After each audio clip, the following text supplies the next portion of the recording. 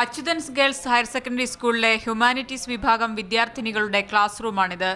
പ്രസവിച്ചു കിടക്കുന്ന പട്ടി നിരന്തരം കയറിയിറങ്ങുന്നു. പട്ടിക്കാഷ്ടവും മാലിന്യങ്ങളും നിറഞ്ഞുകിടക്കുന്നു.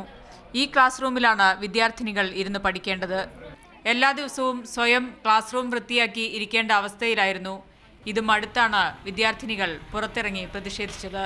ഞങ്ങളുടെ ക്ലാസ്സിൽ ഈ 2-3 ദിവസങ്ങളായിട്ട് പട്ടി പ്രസവിച്ച് കിടക്കുകയാണ്. അത്രയും ഡേർട്ട് ആയിട്ടുള്ള ഒരു ക്ലാസ്സിലാണ് ഞങ്ങൾ ഇരിക്കുന്നത്. പുറത്തുനിന്ന് സാമൂഹ്യ വിരുദ്ധർ വന്നിട്ട് അവിടെ വേസ്റ്റ് തള്ളുന്നുണ്ട്. ആ മാലിന്യം ഞങ്ങളെ കൊണ്ടാണ് കേൾപ്പിക്കുന്നത്. കാരണം ഇവിടെ പിയോണില്ല. മാതൃഭൂമി വാർത്തയെ തുടർന്ന് വിദ്യാഭ്യാസ മന്ത്രിയുടെ ഓഫീസ് പ്രശ്നത്തിൽ ഇടപെട്ടു. RDD ജയശ്രീ സ്ഥലത്തെത്തി വിദ്യാർത്ഥിനികളെ മറ്റൊരു കെട്ടിടത്തിലേക്ക് മാറ്റി. ഇപ്പൊ തന്നെ ഇവർക്ക് അപ്പുറത്ത് നല്ല റൂംസ് കൊടുക്കാം, അലോട്ട് ചെയ്ത് കൊടുക്കാം, മാറ്റുന്നു. അപ്പൊ അവരുടെ പഠിത്തത്തിനൊന്നും ഒരു പ്രശ്നം ഉണ്ടാകത്തില്ല. സ്കൂളിന്റെ പുനർനിർമ്മാണത്തിന് 2 കോടിയോളം രൂപ അനുവദിച്ചിരുന്നെങ്കിലും ഇതുവരെ പണി തുടങ്ങാനായിട്ടില്ല. 125ാം വാർഷികം വിപുലമായി ആഘോഷിക്കപ്പെട്ടപ്പോഴും വിദ്യാർത്ഥികളുടെ കാര്യമായ പ്രശ്നങ്ങൾക്ക് പരിഹാരം കാണാൻ അധികൃതർക്ക് കഴിഞ്ഞില്ല.